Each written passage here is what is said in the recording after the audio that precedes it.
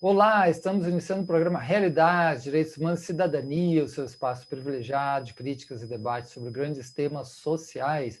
Hoje a gente conversa sobre o tema do conflito entre gerações, e para isso a gente convidou aqui o Siddhartha Soria, que é sociólogo e é professor do Departamento de Sociologia da Universidade Federal de Pernambuco. Bem-vindo, professor Siddhartha.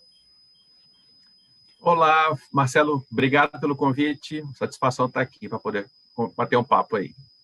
Legal, eu gostaria de iniciar deixando você mais livre sobre esse tema do conflito entre gerações, como é que você vê isso, né? Parece que é um tema antigo também, né? Mas agora temos algumas coisas que a gente pode conversar também nas especificidades atual, mas como é que você vê isso em termos mais históricos, gerais mesmo, esse conflito? Então, Marcelo, eu sou originalmente sociólogo do trabalho, né, dos ofícios, sociólogo econômico, mas assim, nos últimos 3 anos a gente estava fazendo uma pesquisa, inclusive junto à Associação Nacional dos Dirigentes das Universidades Federais, né, a Andifes, para poder, que estava com um volume grande de dados a respeito do perfil do alunado das universidades, né? E aí, por conta disso, a gente mergulhou na literatura relativa à juventude em particular, mas a questão, né, das gerações, né? Porque falar em juventude é imediatamente falar nessa temática da geração, né? Porque aí já remete, já traz embutidas aí questões como a da relação entre as gerações. São relações de que natureza, né? Conflituosas, harmônicas, enfim, qual é ou uma mescla disso, como é que elas variam historicamente. Então, para poder fazer esse trabalho, a gente fez esse levantamento, né? E, bom, primeiramente, do ponto de vista sociológico, histórico, a gente deve constatar primeiro que falar em geração é falar em construção social, é falar em convenção, é falar em um fenômeno de natureza cultural, né? O que a gente entende por jovem, por geração,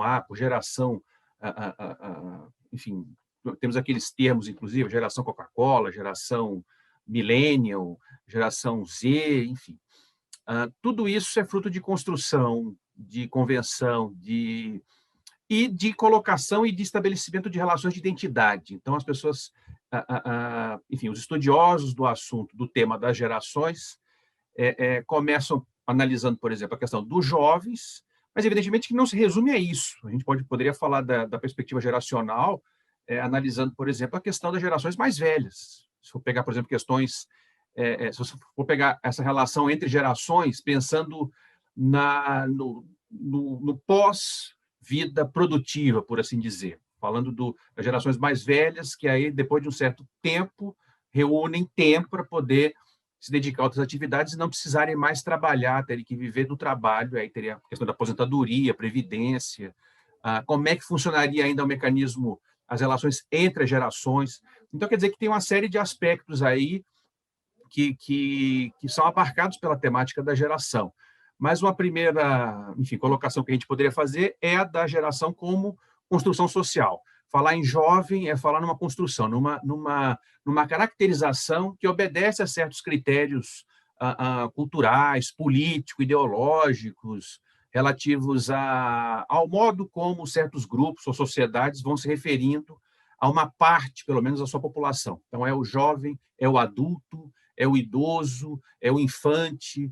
Tudo isso sofre influência ao longo do tempo, inclusive. O que a gente considera jovem, hoje, 50 anos atrás, não era assim, né? Então, é uma construção social, histórica, é um elemento de constituição de identidade, né? Porque, querendo ou não, apesar de você ter... Eu não queria também deixar margem à interpretação de que é uma coisa totalmente arbitrária. Não, existe um fato objetivo, que é o seguinte: você vai pegar certos grupos de pessoas que podem ser classificadas pela faixa etária. Então, você tem eu com 40 anos, você com 40 anos, a geração dos 50 anos, dos 30, dos 20. Então, querendo ou não, você tem essa régua, né, que nivela. Agora, a partir daí, o que é que você está querendo dizer quando se fala em geração? Certas experiências em comum. Então, você estava no mundo, estava no Brasil, estava em Pernambuco, estava no Sul, enfim, estava em algum lugar, em algum tempo, presenciando um certo conjunto de acontecimentos. Então, você tem alguns elementos em comum que caracterizariam as gerações. Na minha época, quando alguém começa a falar, na minha época, ou seja, você está buscando uma relação de identificação, de identidade, em relação a quem não é da sua época e de correspondência de identidade com quem é da sua época, ou seja, de natureza geracional, né? Em geral, é Enfim. interessante que as pessoas dizem assim, não, na minha época era melhor, na minha época, né, tem gente que sonha em voltar à época da ditadura, ou antigo, né, então quem viveu mais um período acha que aquilo foi o melhor, mas você falou uma coisa importante, juventude, jovem, né, eu não sei se essa dimensão do elixir da juventude é tão antigo e tão compulsivo, tão obsessivo quanto agora, né, porque talvez de alguns bons anos para cá, essa questão de uma busca desenfreada pela beleza, pelo ser jovem, até o medo da velhice. Que sociedade é essa, né? Também é algo de conflitivo entre o novo, o jovem, a ditadura, que pode se ligar também à questão da beleza, né? Contra aquele que é velho, que não é, o jovem, né? Como é que você vê isso? Bom, é uma questão interessantíssima, até por conta do modo como ela vai se constituindo historicamente. Então, o que hoje a gente chama de jovem e celebra, quando fala, por exemplo, né, na eterna juventude, na busca por ser jovem, por se manter jovem, com uma aparência jovial, né, e evidentemente que isso tem uma conotação que é colocada socialmente como positiva. Ninguém está querendo, né, dizer outra coisa quando está falando, você está mais novo, não sei o quê. Você está querendo elogiar alguém. Né? Então, é essa celebração do jovem. Né?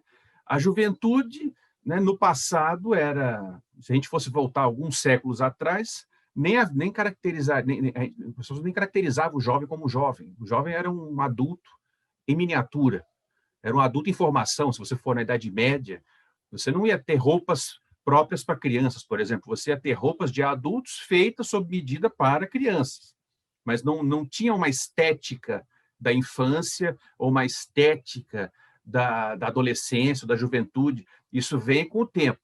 Então, na Idade Moderna, aí quando começa a ter essa discussão sobre a modernização da vida, então a economia moderna, o comércio moderno, né, a economia de mercado, aí você tem a necessidade de começar a tabular, a contar, a fazer estatística. Aí você tem questões correlatas como a educação, formação para o trabalho, quem é que tem que estar formado para o trabalho, quando. Aí você começa, então, a constituir essa noção de ciclos de vida. Então, a criança tem isso, é o jovem, é o aprendiz, não sei o quê. E daí, até a velhice, com aposentadoria, etc. Então, você começa a caracterizar e organizar, por exemplo, o sistema educacional nesses termos, né, os ciclos anuais. Então, você tem ali o fundamental, etc., e tal, o ensino médio, e como é que isso vai variando. E aí o jovem, mas até então o jovem era objeto. O jovem não era um objeto de preocupação, né, para, enfim, os formuladores, os formadores de opinião, os gestores, enfim. Muito mais tarde, o jovem vai se alçar a condição de sujeito. Então, a gente já vai estar aqui dá um salto grande e vai para os anos 60 do século passado, fim dos anos 60, 68, tem contracultura, movimento hippie, uma rebelião contra aquele modelo. Se a gente for olhar na sociedades avançadas, né, nas sociedades centrais, os países desenvolvidos, aquela rebelião contra o modelo vitoriano, burguês, tradicional de família, em que o jovem não fala, a criança não fala, agora ele é protagonista.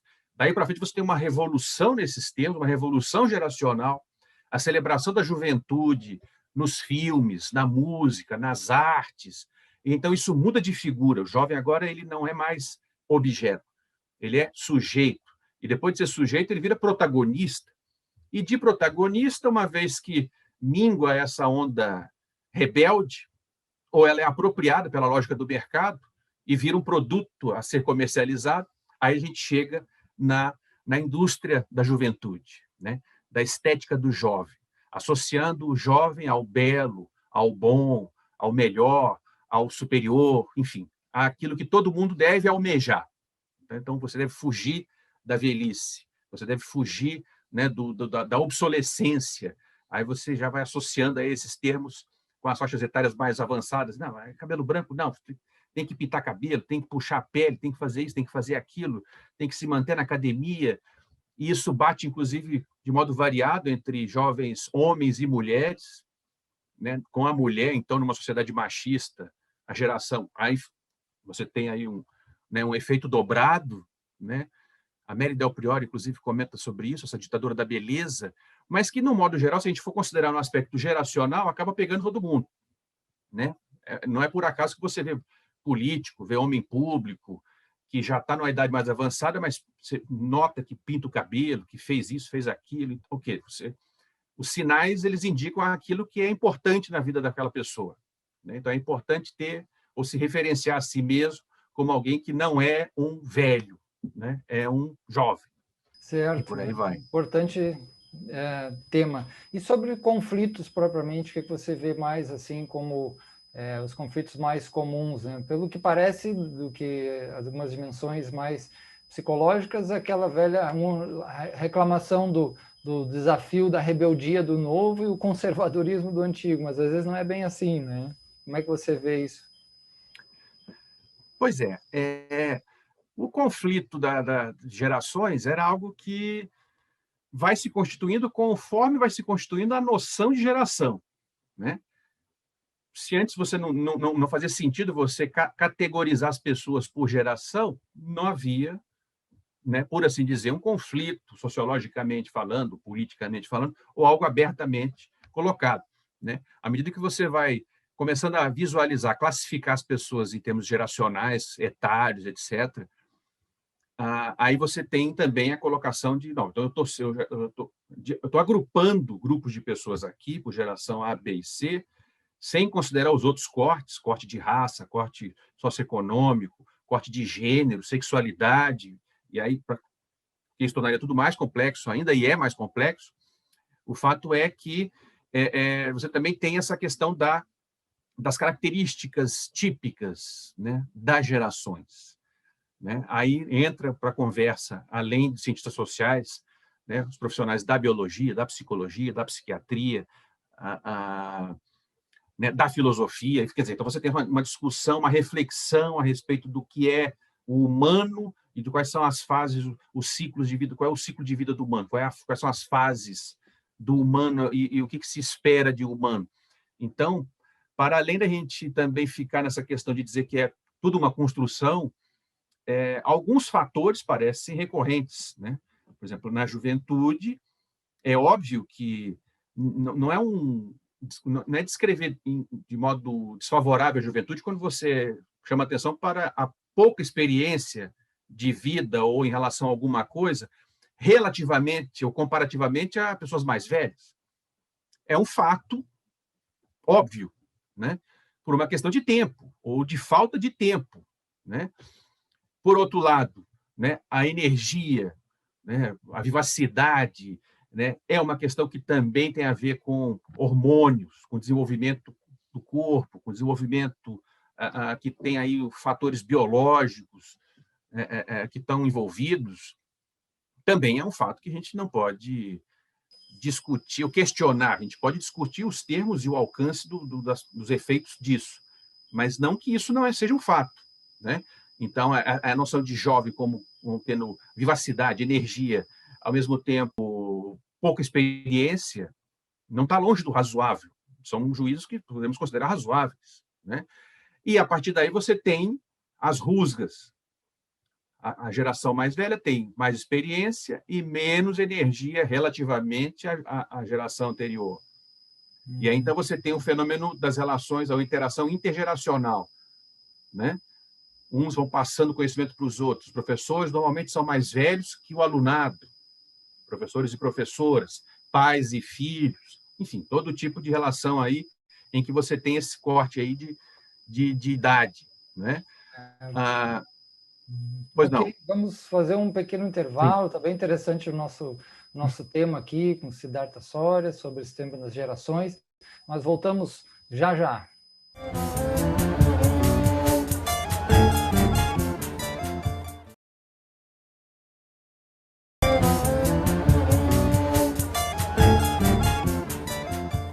Estamos de volta com o programa Realidade, Direitos Humanos e Cidadania, conversando hoje sobre esse tema das gerações, o conflito, a convivência, as diferenças entre as gerações e a presença de Siddhartha Soria, que é sociólogo, professor da Universidade Federal de Pernambuco, na área das ciências sociais.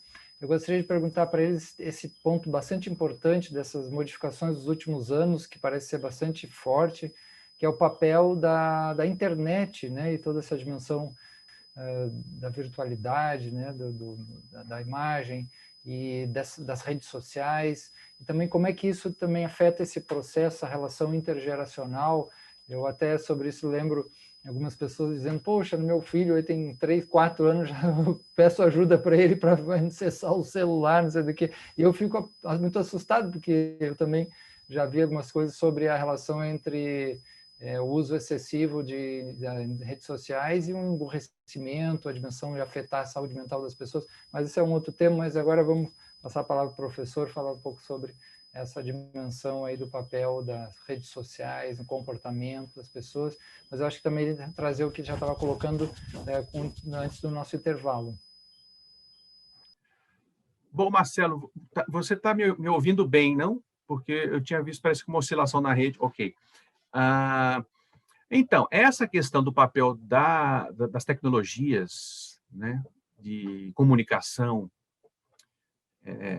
enfim, na dinâmica das gerações, ela realmente casa com aquela discussão que a gente estava fazendo sobre o conflito, sobre a dinâmica aí intergeracional, né, entre duas gerações distintas, né? Porque se é verdade que normalmente ou historicamente você tem um processo de socialização das gerações mais jovens pelas gerações mais velhas, por uma questão de tempo de vivência, né, no planeta, na sociedade, etc., a introdução das tecnologias de comunicação, né, e a sua aceleração, né, o seu desenvolvimento, o fato de a gente poder fazer isso de um modo cada vez mais fácil e cada vez mais permanente, a ponto de, né, você ter as pessoas, ou muitas pessoas conectadas ou online quase 24 horas por dia, isso traz efeitos, sim, sobre a dinâmica das relações entre as gerações, né? Porque imaginemos, né, e os mais velhos são capazes de imaginar isso, como é que era a época, como é que era a vida antes das tecnologias, né, dessas tecnologias, das redes sociais, da internet super veloz, enfim. O processo era a interação, a dinâmica, né, a formação social, a educação era muito diferente, a socialização familiar. Então, é razoável supor que o peso da geração mais velha sobre as gerações mais novas era bem maior, até porque, se a gente fosse imaginar, por exemplo, quando é que o jovem ou a criança estava em contato com seus semelhantes, né, por geração?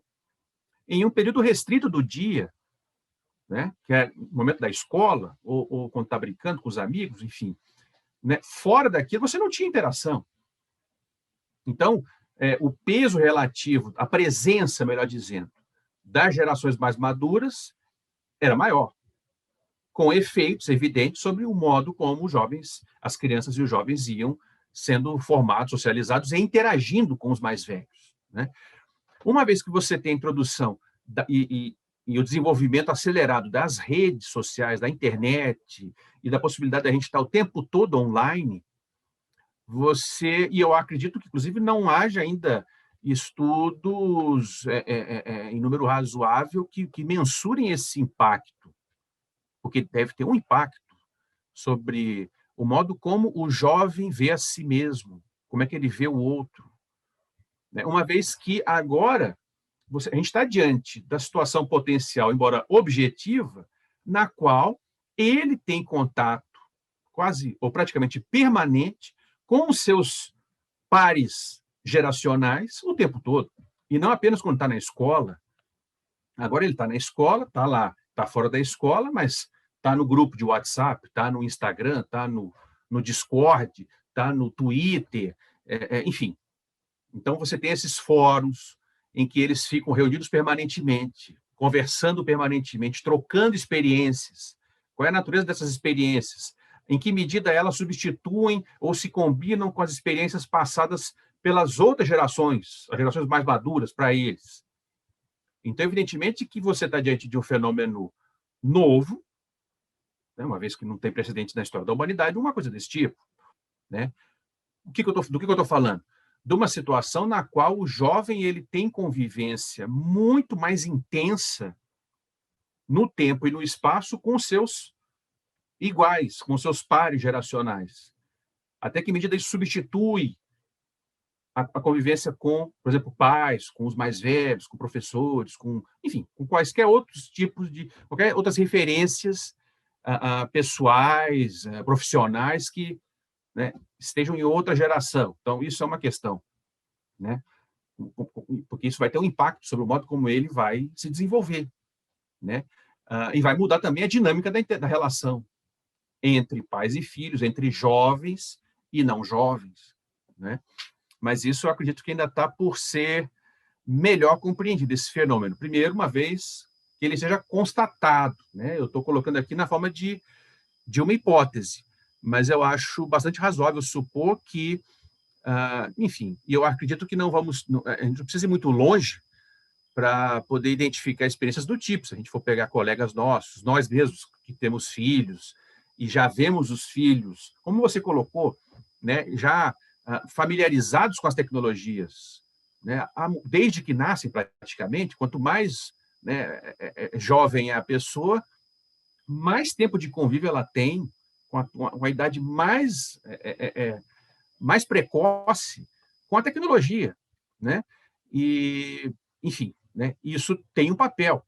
A questão é qual é o papel e o que é que a gente poderia fazer para, no caso, tentar tornar a presença da tecnologia não uma competidora, mas né, que possa competir com outros tipos de referência ou de troca, né? Porque, querendo ou não, a gente tem trocas entre gerações.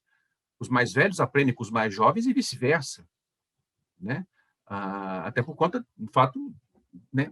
Weber já dizia isso. A história é indeterminada, a história é um fluxo infinito de ocorrências, e a gente está aqui como indivíduos limitados, né, para trocar, para fazer a disputa de ideias, o aprendizado e as trocas, né, que geram desenvolvimento aí pessoal, social, etc.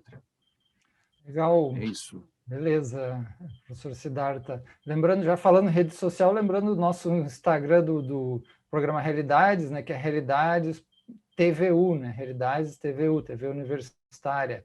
E sobre a dimensão de conflitos, também pode procurar o site do EDR, que eu coordeno na universidade, que é www.ufpe.br/EDR, ufpe.br/EDR, de espaço, de diálogo e reparação. Lá também vários documentos sobre a questão de conflitos, relacionamentos.